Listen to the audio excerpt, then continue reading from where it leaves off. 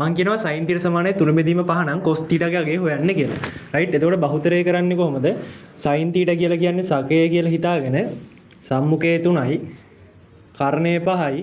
එහෙනම් මේ ඍජුකෝණ ත්‍රිකෝණයට පයිතගරස් දානවා කියලා හිතලා පයිතගරස් සම්බන්ධතාවය දාලා cos θ සමානයි cos කියලා කියන්නේ බද්ධ පාදයේ බෙදීම කර්ණය කියලා හිතාගෙන බද්ධ පාදයේ 4යි කර්ණය 5යි කියලා හිතලා මේක ලියනවා. හරිද? මේක සම්පූර්ණ වැරදි. සම්පූර්ණ වැරදි යෝග. right? ඔන්න මේ කතන්දර. හරිද? දැන් අපි දන්න උසස් පෙළදී පයිතගරස් සර්වසාම ත්‍රිකෝණ විදිය පටන් ගද්දිම සර්වසාම්‍යයන් තුනක් ඉගෙන ගන්නවා. right? ඒකේ පළවෙනි සර්වසාම්‍ය තමයි sin වර්ග θ ධන වර්ග θ නයි එක කියන සර්වසාම්‍ය. මේක තීටාහි ඕනෑම කෝණයක් සඳහා මේක වළංගු වෙනවා. right? එතකොට මෙන්න මේ සර්වසාම්‍යයෙන් තමයි ඇත්තටම මේ ගාන ගොඩ දා ගන්න ඕන. හරිද? මෙන්න මෙහෙම ඔක හරියටම හදනවා නම් හදන්නේ. දැන් මෙතන තියෙන්නේ sin θ ගේ වර්ගනේ පොඩි දේවල්. දැන් මෙතන තියෙන්නේ sin θ ගේ වර්ගය ධන cos θ ගේ වර්ගය සමානයි 1 කියන එක නෙවෙයි මේකෙන් කියවෙන්නේ. එතකොට sin θ සමානයි 3 බෙදීම 5යි නම් ඒකේ වර්ගය ධන cos θ ගේ වර්ගය සමානයි 1යි. right? එතකොට cos θ ගේ වර්ගය සමානයි 1 ඍණ 3 බෙදීම 5 වර්ගය. දැන් මෙතන තියෙන වර්ග දෙකක අන්තරයක්. වර්ග දෙකක අන්තරය දාගත්ත ගමන් මොකද්ද වෙන්නේ? 1 ධන 3 බෙදීම 5යි 1 ඍණ 3 බෙදීම 5යි. මේක සුළු කරගත්තොත් යට මේකට සුළු කරගන්න වෙනව කොච්චරද? 5යි 8යි. මෙතන 2යි යට 5 වර්ගය. එතකොට මේ පැත්තේ ඉතුරු වෙන්නේ cos θ ගේ වර්ගය. right? මේ දෙක සුළු වුණාම 16යි කියලා එනවා. දැන් ඔයාලට මැත්ස් කරනුම් විදියට තේරෙනවා නම් ඊළඟ පියවරේදී අපි දෙපැත්තෙම වර්ගමූලයක් තමයි ගන්න යන්නේ. වර්ගමූලයක් ගන්න යන හින්දා මේ පැත්තෙත් වර්ග වලින්ම තියෙනවා නම් හොඳයි. මේ පහේ වර්ගෙන්නේ තියෙන්නේ. ඒතර මේ 16 කියලා කියන්නේ 4 වර්ගය කියලා ලියන්න පුළුවන්. ඊට පස්සේ මේ වර්ගය දෙන්නටම පොදු හින්දා මෙන්න මෙහෙම දාගන්න පුළුවන්. right? දැන් ඔන්න මෙහෙමනේ තිබ්බේ. දැන් ඔන්න දෙපැත්තටම වර්ගමූලය දාගන්නවා. දැන් තමයි ලස්සනම වැඩේ. අපි දන්නවා θ cos θ tan θ මෙන්න මේ සියලුම දෙනා කවුද? තාත්වික සංඛ්‍යා. ඊට පස්සේ අත්දැකීමක් තියෙනවා තාත්වික සංඛ්‍යාවක වර්ගයේ වර්ගමූලය කියලා කියන්නේ මාපාංකයේ එම තාත්වික සංඛ්‍යාව කියලා. right?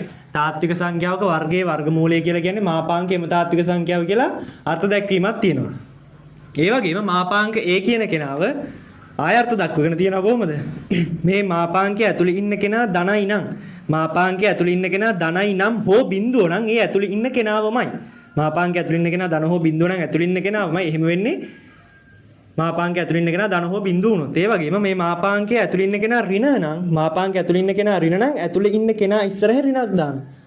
ඇතුළේ ඉන්න කෙනා ඉස්සරහ ඍණක් දානවා. මෙහෙම වෙන්නේ ඒ කියන කෙනා කුඩයි බිඳුව නම්. right? ඔන්න. ඒක දන්නවනේ මෙන්න මේ මෙතන තියෙන්නේ ඒ මාපාංකයේ අර්ථ දැක්වීම. right? අපි දන්නවා cos θ කියලා කියන්නේ තාත්වික සංඛ්‍යාව. තාත්වික සංඛ්‍යාවක වර්ගයේ වර්ගමූලයක් මේ තියෙන්නේ. තාත්වික සංඛ්‍යාවක වර්ගයේ වර්ගමූලයක් කියලා කියන්නේ එහෙනම් තාත්වික සංඛ්‍යාවේ මාපාංකය උතන තියෙන්නේ. සමානයි මෙතනත් මේ 4 බෙදීම 5 කියලා කියන්නේ තාත්වික සංඛ්‍යාව. ඒ තාත්වික සංඛ්‍යාවකේ වර්ගයේ වර්ගමූලය. එහෙනම් උතන මාපාංකය 4 බෙදීම 5. right? අපි දන්නවා මාපාංකය කියන එක කෙනා කඩන්න පුළුවන්. කොහොමද? මාපාංකය කියන එක කෙනා කැඩෙන්නේ මාපාංකයේ ඇතුළේ ඉන්න කෙනා ධන හෝ බිඳුව නම් ඇතුළේ ඉන්න කෙනාවමයි. නැත්තම් මාපාංකයේ ඇතුළේ ඉන්න කෙනා ධන නම් දැන් මෙතන මාපාංකය ඇතුළේ ඉන්න කෙනා ධනනේ. දැන් මෙතන ඉන්නේ මාපාංකය ඇතුළේ 4 බෙදීම 5 කියන කෙනා. ඒතකොට මාපාංකය ඇතුළේ ඉන්න කෙනා ධන කෙනෙක් නම් මේකේ මාපාංකය නැත්තම් උත්තරේ කියමුකෝ ඒක ඇතුළේ ඉන්න කෙනාවමයි. right? දැන් මෙතන ප්‍රශ්නයක් තියෙනව නේද? දැන් මෙතන sin θ කියන එක කෙනා 3 බෙදීම 5යි. ධනනේ. sin θ ධනයි. sin θ ධන උත්තරයක් කියන වෘත්තපාද දෙකක් තියෙනවනේ.